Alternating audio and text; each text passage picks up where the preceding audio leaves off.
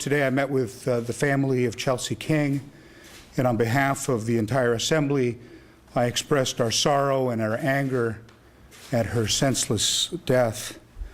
The death of this bright young woman was clearly a tragedy, but the tragedy is compounded by the fact that her death was preventable.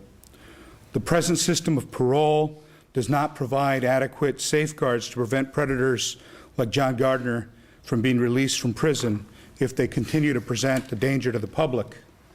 According to the Sex Offender Management Board, a dynamic risk assessment that evaluates the likelihood of an offender recommitting another crime may have given a clearer indication of the danger of releasing him from prison. The safety of our public must always be the highest priority of any government.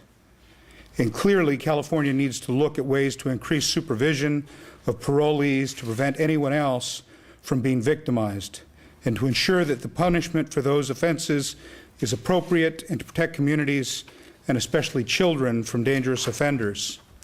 To that end, I've directed the Assembly to transfer up to $250,000 to the Sex Offender Management Board to double the training funds available to parole and probation officers so that they can conduct dynamic risk assessments. This money comes from the savings enacted in this last year when we cut the Assembly's operating budget and will provide a critical tool to law enforcement in preventing future tragedies.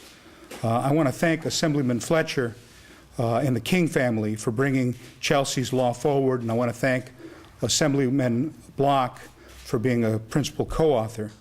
I look forward to working with Mr. Fletcher as this measure moves through the legislative process, and I've committed to him and the King family to do everything I can to make sure that we move this bill forward and see it enacted in law.